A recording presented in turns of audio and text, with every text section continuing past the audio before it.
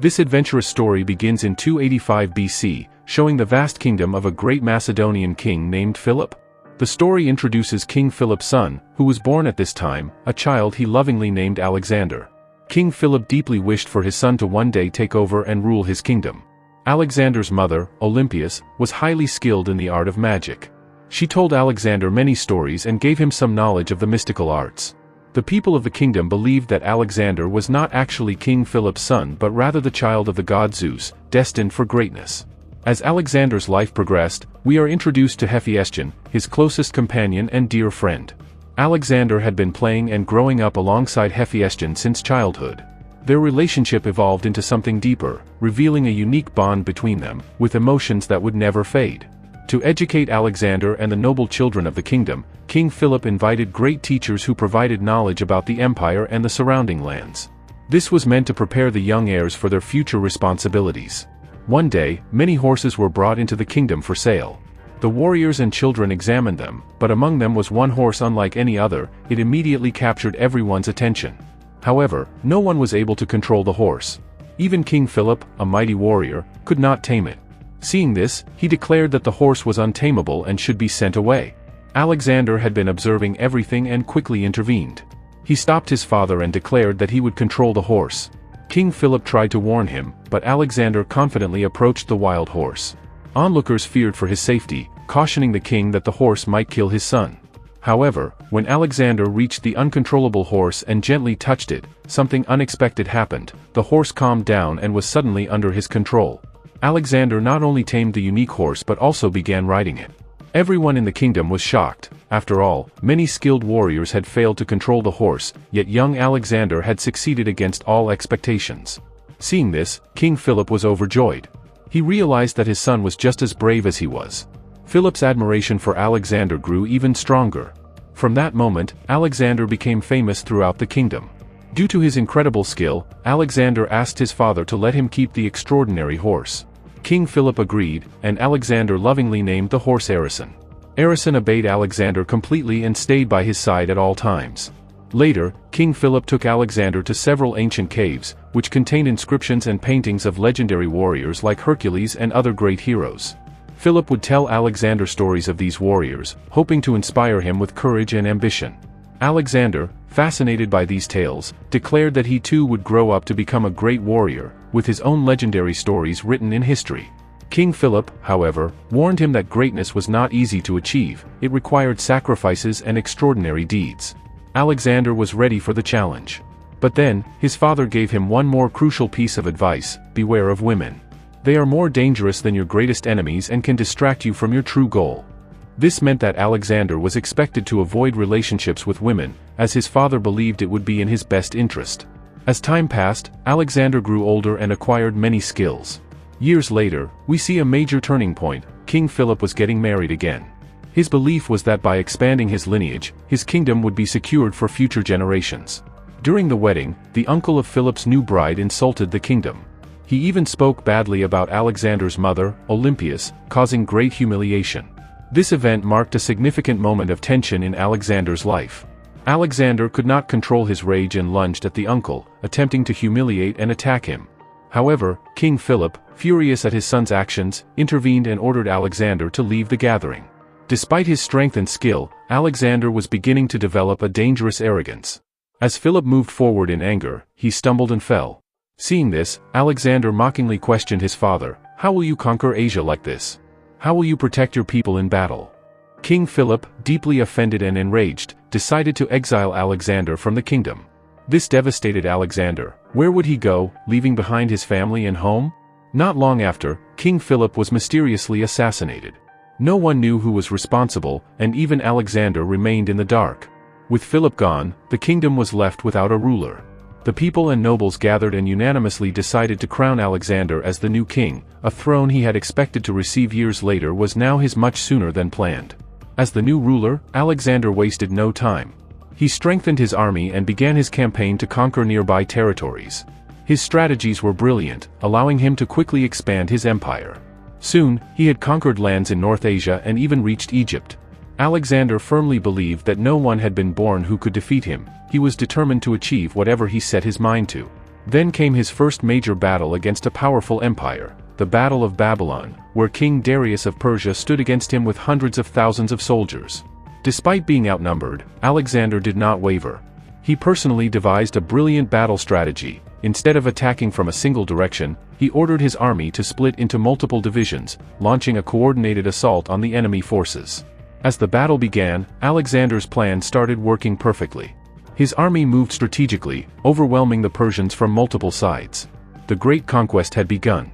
After defeating the Babylonian army, Alexander emerged victorious. However, the Persian king, Darius, managed to escape with his life. Now, with most of Asia under his control, Alexander was recognized as the king of Asia.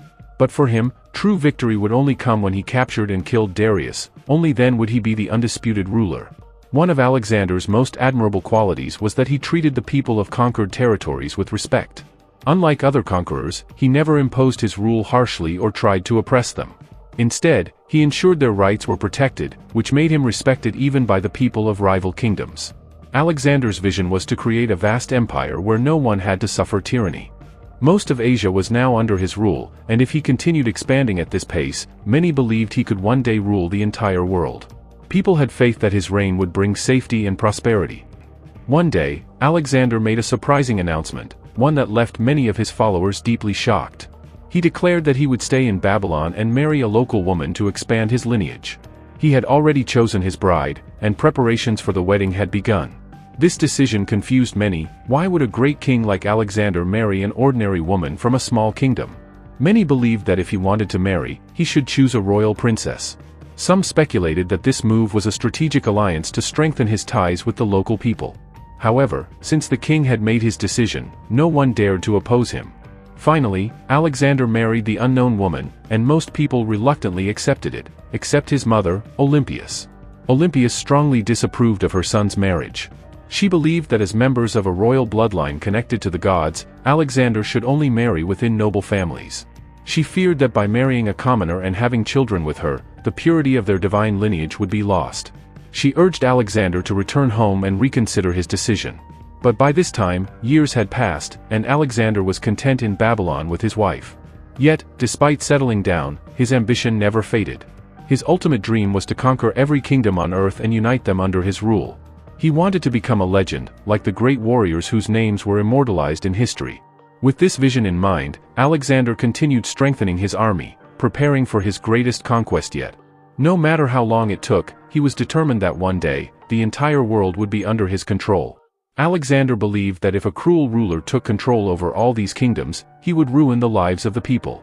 However, everyone knew how just and kind Alexander was and how he treated his people, which is why every soldier and citizen of his empire supported him. They all wanted his vision to be fulfilled and for his rule to extend over the entire world. Alexander was aware that his mother, Olympias, was calling him back to his kingdom, but after continuously defeating multiple empires, his army had grown so large that no one could challenge him. As he pursued his vision, a soldier offered him a drink, which was later revealed to be poisoned. Realizing this, Alexander immediately discarded it. Furious, he confronted the soldier, trying to uncover the truth. It troubled him even more to discover that the soldier was from his own empire, indicating that there were others conspiring to take his life. Although the motive behind this betrayal remained unclear, Alexander sentenced all those involved to death. From that moment onward, he understood that even his own people could not be trusted blindly. He decided that he must maintain strict control over them to prevent any future betrayals. This event changed Alexander. He became more ruthless, thinking solely about his ambitions. By this time, his army had grown to hundreds of thousands, and as they advanced, they conquered every kingdom in their path, leaving his mark across the lands. His army was not composed only of soldiers. Many common people who saw him as their true king also traveled with him. His forces included individuals from every social class, from the lowest to the highest, all contributing in some way to his grand conquest. Even animals accompanied his army on their journey.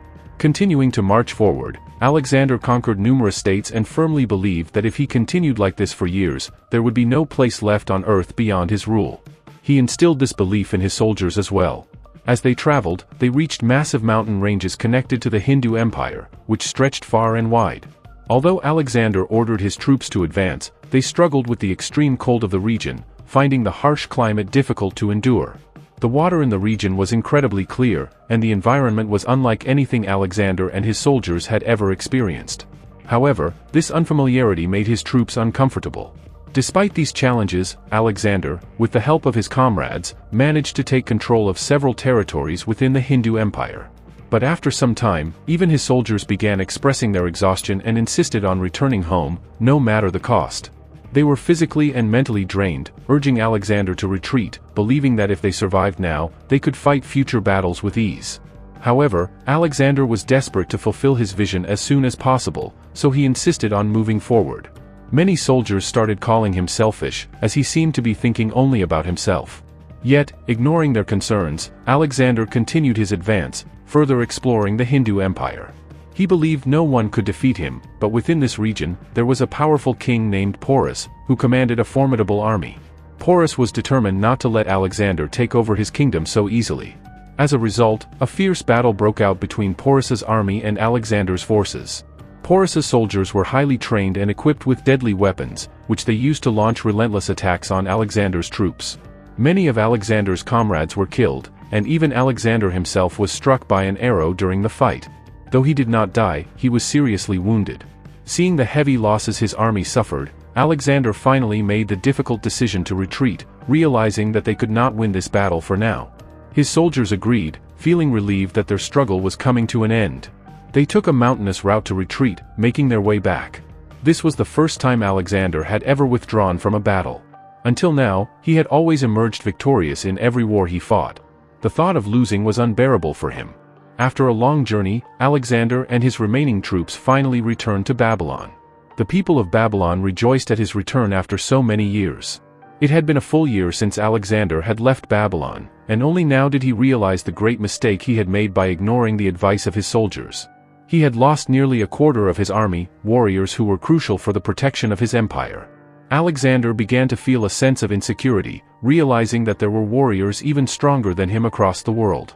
This made him determined to grow even more powerful to defeat them all.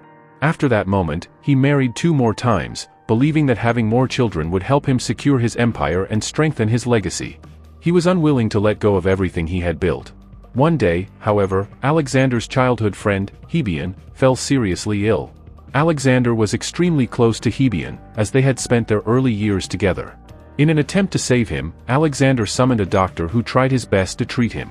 Upon investigation, the doctor explained that Hebion's condition had worsened due to consuming tainted alcohol.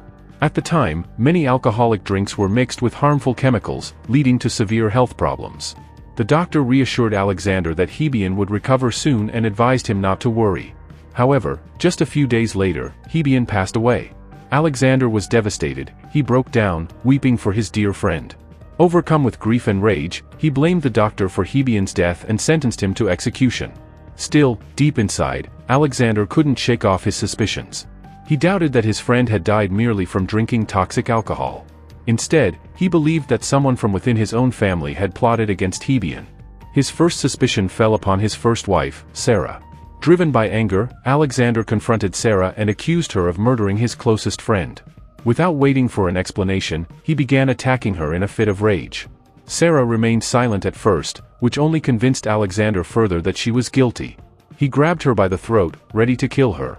But in that critical moment, Sarah finally spoke. She revealed that she was pregnant with his child. Hearing this, Alexander immediately let go of her. Though he was still furious, he spared her life, for the sake of their unborn child. However, he silently vowed to take his revenge one day. From that point on, Alexander lost all interest in his original vision of conquering the world and establishing a grand empire. He began drinking heavily, consuming toxic substances, and spiraling into distraction. His physical and mental condition deteriorated rapidly, yet he continued indulging in self-destructive habits. Within a few days, word spread across the empire that Alexander was on the brink of death. His illness had become incurable, and he was now in the same critical condition that Hebion had once been in. People from all over the empire, soldiers, citizens, and royal officials, gathered in despair, preparing for the inevitable end of the great Alexander. To fulfill Alexander's final wishes, his followers gathered around to hear his last requests. He declared that after his death, his body should be placed in a coffin and carried by doctors. Through this, he wanted to convey the message that no doctor is a god. When death comes for a person, no one can stop it. Another wish of Alexander was that his vast treasures should be placed around his coffin. This was meant to symbolize that even the greatest of kings leave this world empty-handed, taking nothing with them. Lastly, he wished for his hands to be left outside the coffin, so that people could learn the ultimate truth: everyone enters and leaves this world with nothing. With these final requests, Alexander wanted to remind the world of his greatness and the extraordinary achievements he had accomplished at such a young age. He had fulfilled the promise he once made to his father, to etch his name among the greatest warriors who changed the course of history. After Alexander's death, his vast empire was divided into 4 parts, each ruled by different leaders who governed their own territories. However, this was never Alexander's vision. He had hoped for the world to unite as one and live in harmony, but after his passing, conflicts arose as rulers fought among themselves for power. Many believed that Alexander did not die from illness but was instead poisoned through a cunning conspiracy. However, the true culprit behind his death was never revealed. Yet, one thing remained clear in everyone's mind: if Alexander had lived, he would have conquered the entire world and unified it under one empire. And with that, our story comes to an end.